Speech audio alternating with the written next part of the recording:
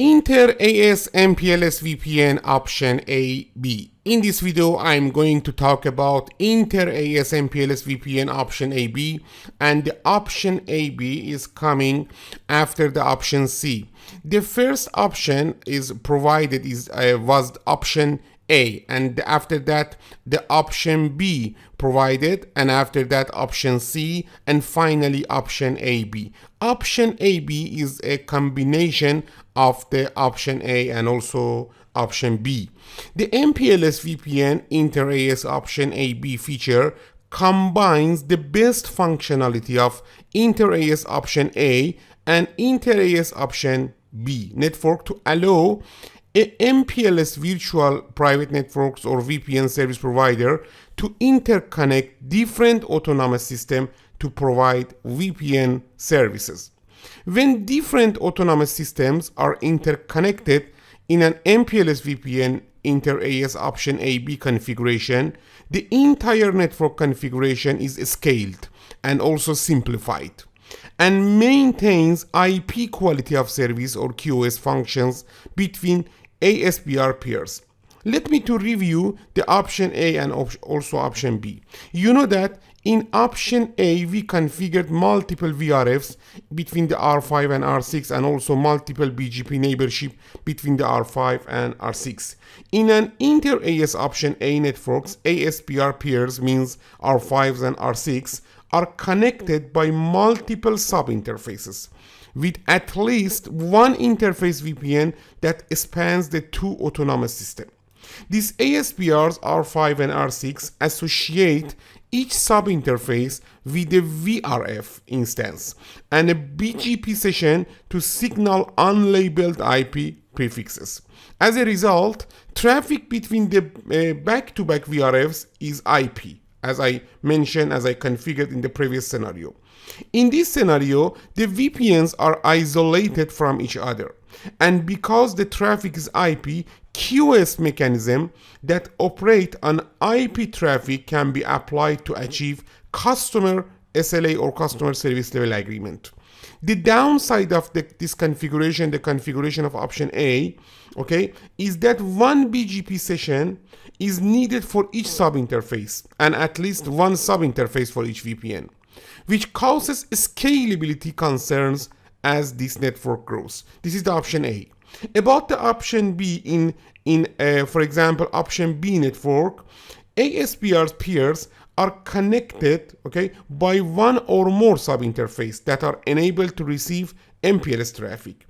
A multi-protocol BGP or MPBGP session is used to distribute labeled VPN prefix between the ASPRs. As a result, the traffic that flows between them is labeled.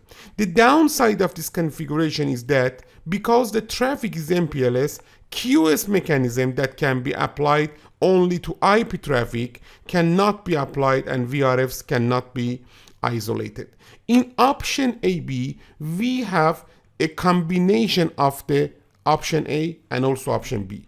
This means that we need to configure VRFs here, but we don't need to configure multiple BGP session between the R5 and R6. This means that we don't have the scalability concerns such as the option A. But let me to show you how we can configure the option AB and we can understand the detail about the option AB.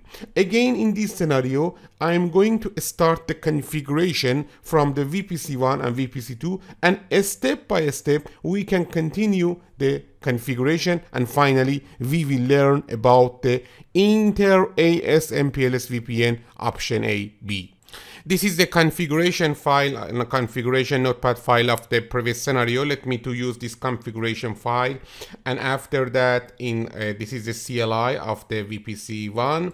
Starting from VPC1 again, IP address, IP is 192.168.150, the mask is 24 and the gateway is 1LON. This is the configuration of the VPC1, the first VPC.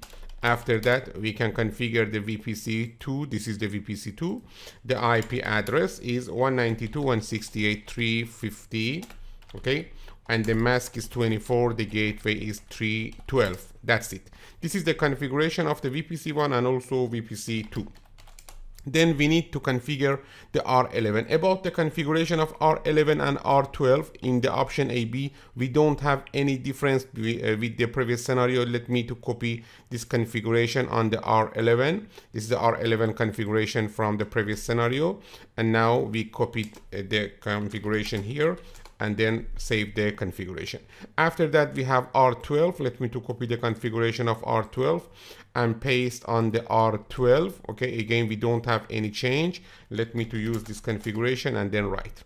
Now we need to configure the router 1. In router 1 also, we don't have any change about the configuration. Let me to use the configuration of R1 exactly same with the, for example, previous scenario. You know that we configured R1 with the same configuration in all of the option A, option B, option C, and also now the option AB. Let me to copy this configuration, okay, and then copy, and after that in R1 we can paste it.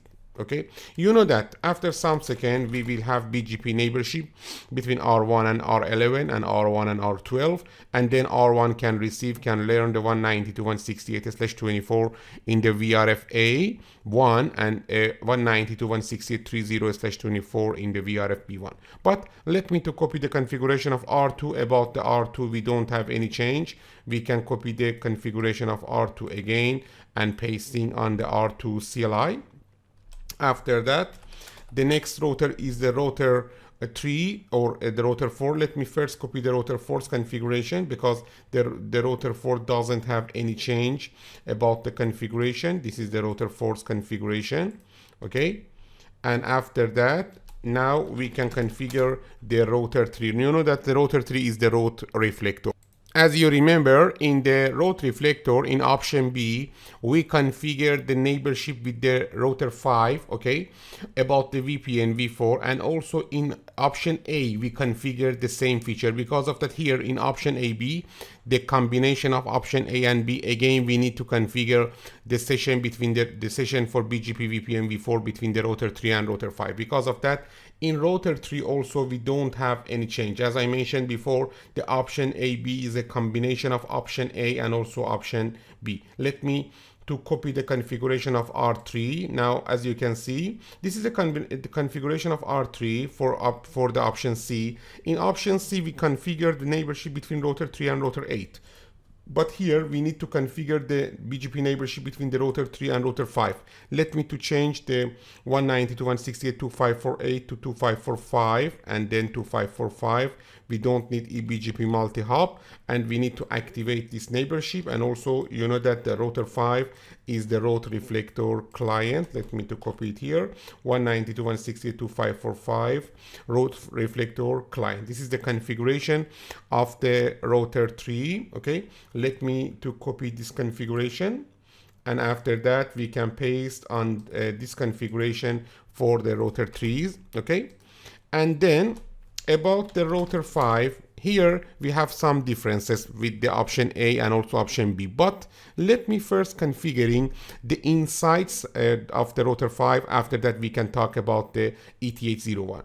About the router 5, okay, here is the configuration of ETH00 and ETH02. Here we don't have any change, and also about the OSPF we don't have any change. Let me to remove the redistribution of BGP 65000 from previous scenario.